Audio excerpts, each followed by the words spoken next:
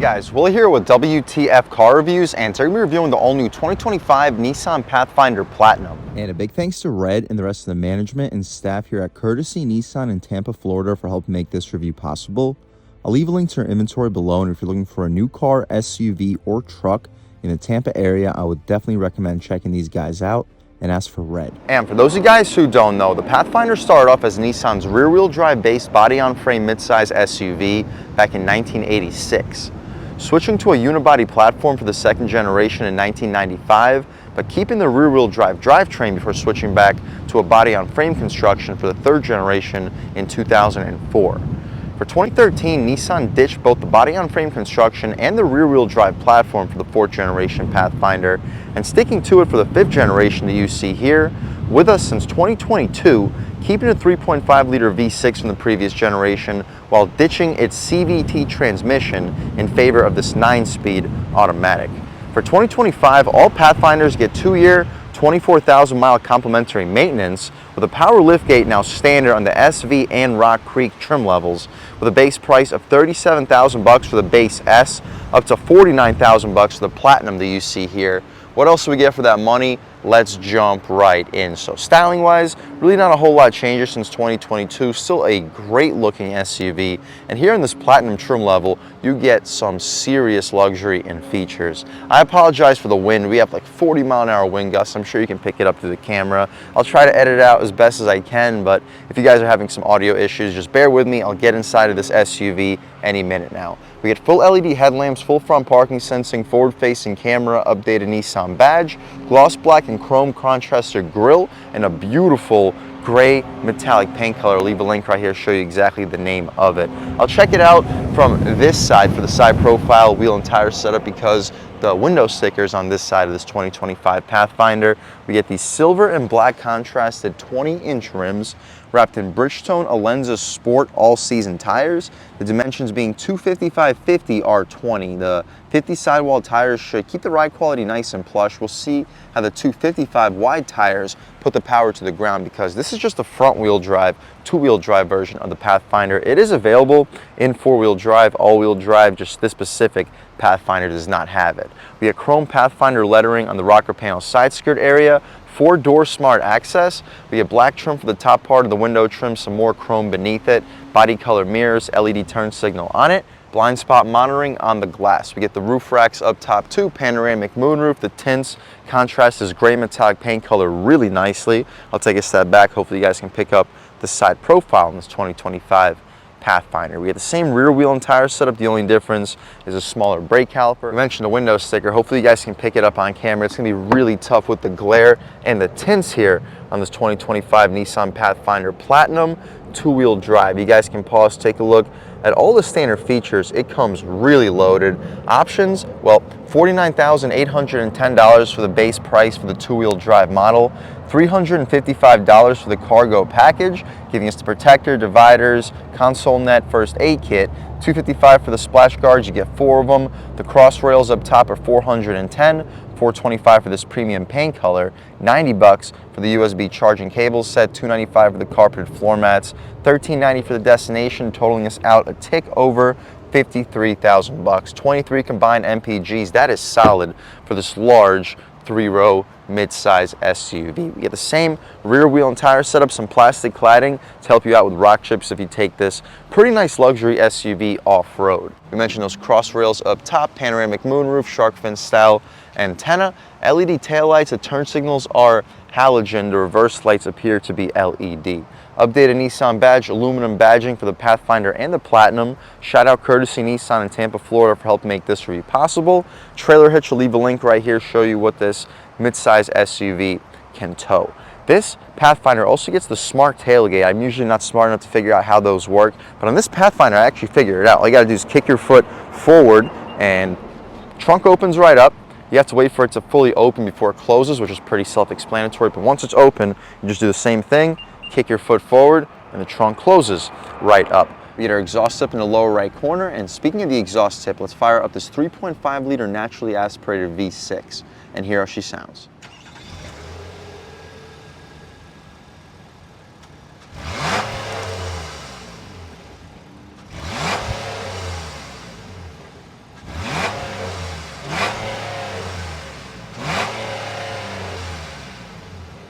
All right, guys, that was the sound of the 3.5 liter naturally aspirated V6 sold by Nissan for the 2025 Pathfinder.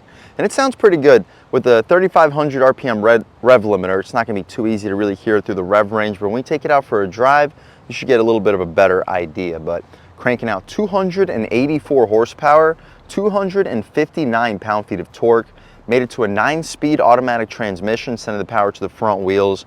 With good traction, you can expect 0 to 60 in the mid to high 6-second range. So very solid performer, but that's not what this vehicle is all about. It's for that consistent V6 feel throughout the rev range. Not something you're going to get from a turbocharged 4-cylinder, which seems to be where a lot of the competition is heading towards. But what you see is basically what we get. We can shut this hood right down, take a step back, walk around this 2025 Nissan Pathfinder Platinum one more time, and let's take a step inside and see what we get. If we didn't mention, we also get additional cameras on the mirrors to help us out with the 360, the smart access for all 4 doors, gas cap too. If you didn't check that out yet, easy fill, and you can throw 87 octane fuel here for this 3.5 liter V6. But taking a step inside, we get the two-tone contrasted leather here, and it is a gorgeous interior.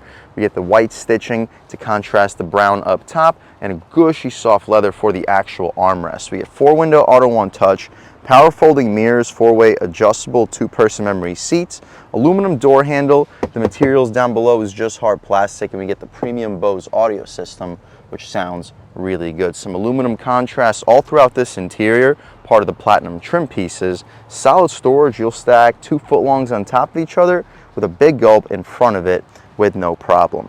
Pathfinder aluminum nameplate as we step inside. We mentioned the seats. Not only are they beautiful, but the material feels thick while soft. So durable for the long term. I'd expect you to get some decent amount of life out of these seats. They're fully adjustable, heated and ventilated.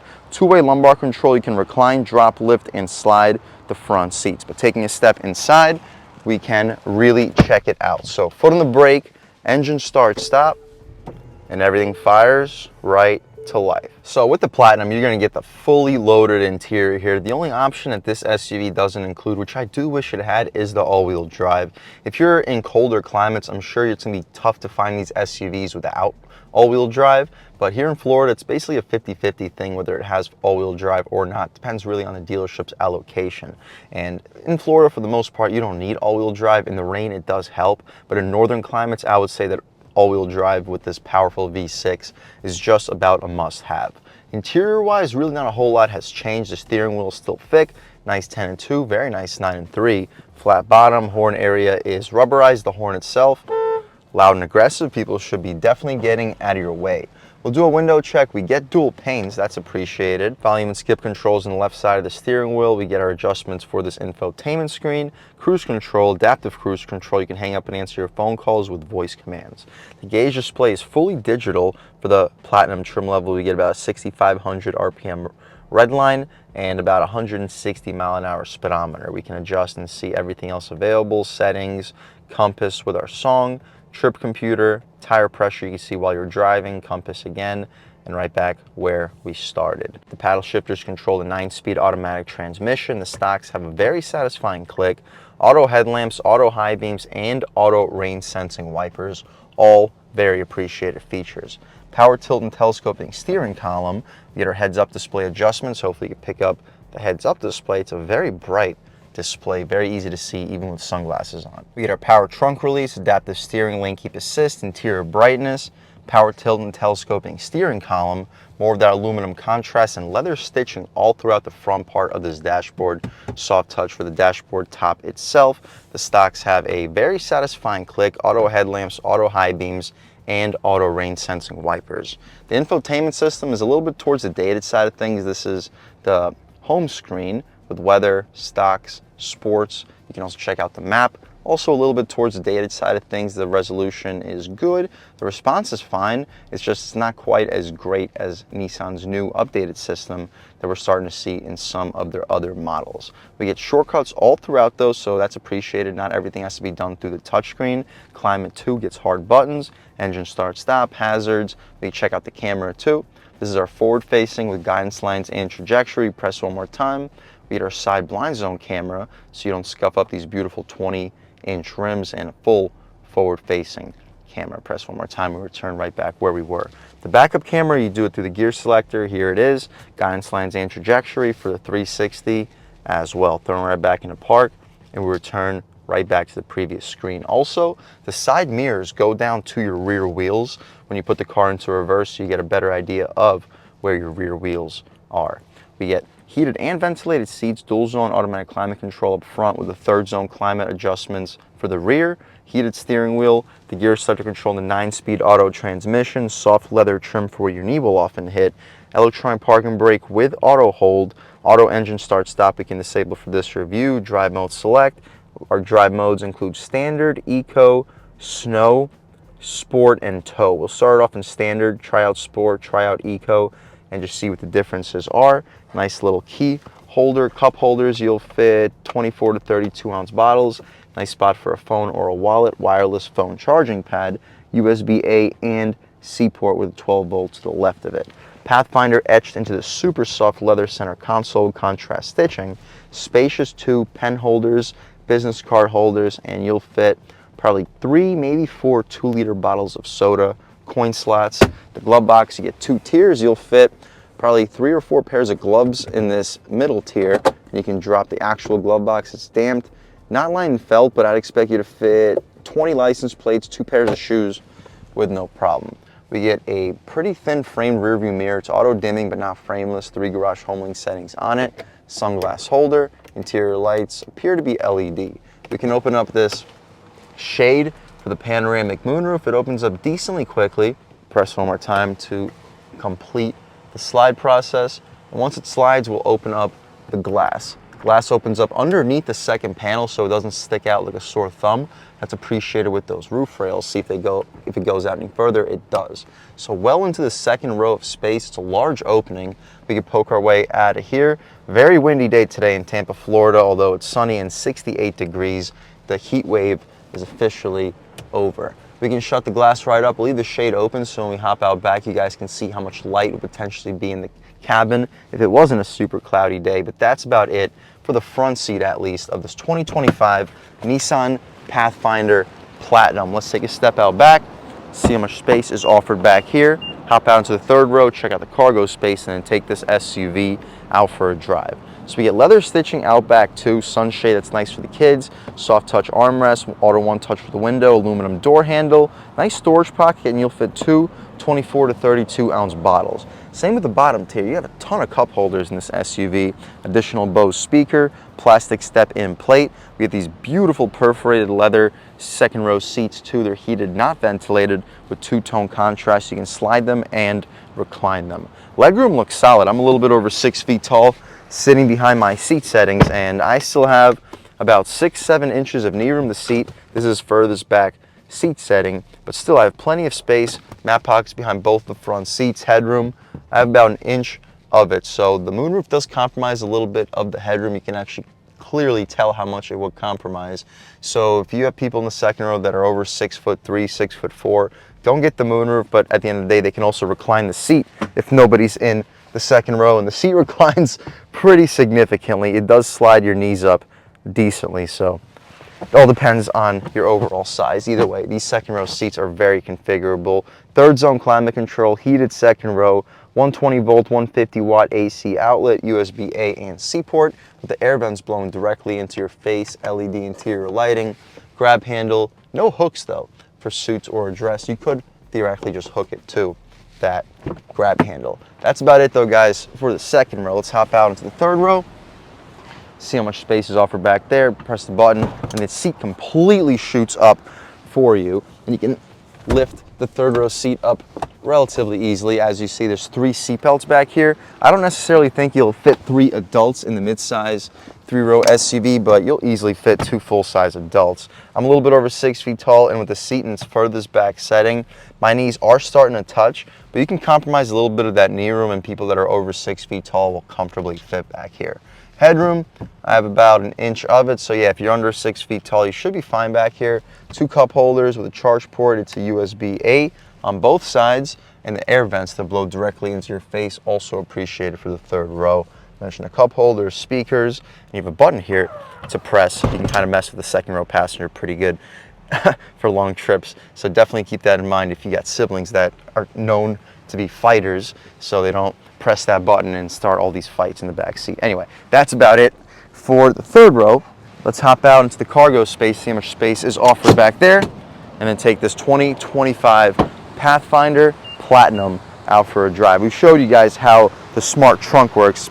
Pretty easy, actually. I've never had it work that well for me for any manufacturer before.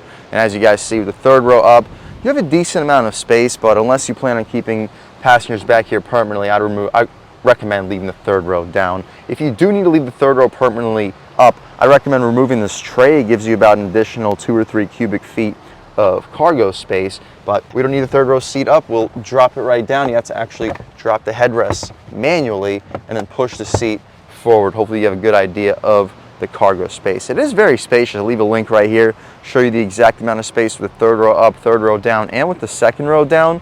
Hopefully you get a good idea of it. There are 2 buttons to drop the trunk. This button drops it, this button drops it and locks the SUV.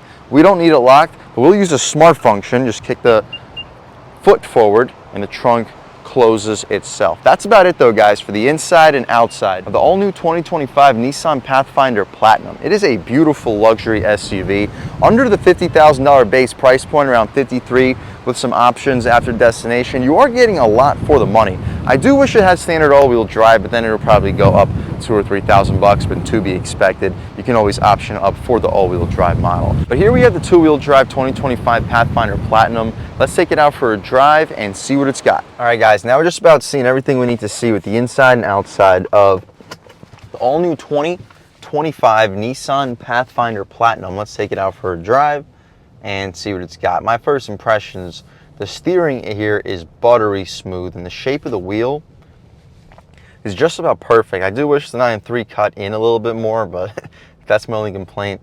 It just says a lot about the attention to detail of this interior. The brakes have a very nice bite to them. Steering, although it's buttery light and smooth, it still gives you a little bit of good feedback. Throttle response is solid, even in standard mode, quiet motor. And even though we have 40-mile-an-hour wind gusts today, with these dual pane windows, you really don't hear anything. In the low RPMs, you don't really hear the engine at all. The shifts of the 9-speed automatic transmission are just as smooth as the non-existent shifts of the CVT. And I'm sure this will be a little bit more reliable in the long term over the bumps. Very good ride quality, but it's not floaty, if that makes any sense. So it's not like you hit the bump and then bounce 3-4 times like a pickup truck. You hit that bump, it still gives you a nice sturdy, solid feel without making it feel like a crashy sensation. It's a very soft ride while still giving you a little bit of firmness through the turns. We can try it out in eco mode. Throttle becomes a lot less sensitive. This is like a third throttle and it's shifting us under 3,000 RPM. But this is where you're going to get your combined 23 MPGs. It limits that throttle response, but with the V6, it still gives you a nice consistent feel. If you're not planning on taking your Pathfinder over, say, 55, 65 miles an hour during your commute, I think eco mode is more than good enough. About half throttle, yeah, it still downshifts you. It's just not going to downshift you into second or third gear, raise up the RPMs too much. You're still trying to save gas while still giving you the adequate acceleration. We can try it out in sport mode, see what changes up. The revs don't change, so you keep your overdrive in sport. That's nice. May consider leaving in sport permanently in that situation. Steering gets a little bit stiffer with more feedback. It feels good in sport mode. Still not heavy, but it feels good. Taking a step out here in sport mode, yeah, good response. That was about half throttle, and it's shooting you to pretty high RPMs. Brakes feel really good still. Try it out in the manual shifts. Pull the gear selector back one more time. There we go. Manual shifts are responsive. Hoo-hoo-hoo. And so is that throttle response. Throwing it in a little bit quicker than we should. Yeah, the body roll is limited. And the turning radius, look at this. Full-size 3-row SUV. This is a sharp turning radius. Second gear, about half throttle. Hoo-hoo-hoo. And snappy shifts, too. We can try one out off the line. It rained about an hour and a half ago, so with two-wheel drive, Don't expect it to put the power down too well, but I do expect it to put the power down at least a little bit. We can take it out of the manual shifts, just let the car do its thing, off the line in sport mode, on the gas. Oh, yep. Yeah, a lot of traction control intervention.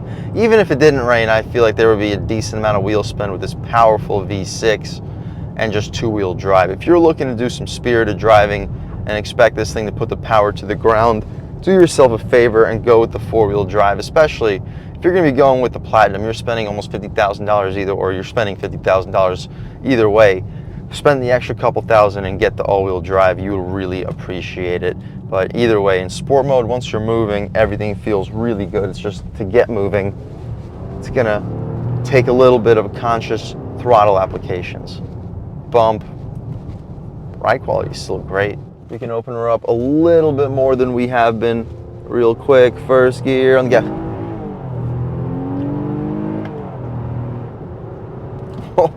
It double shifted because I pressed it right as it was about to automatically engage the shift. But guys, this thing can move.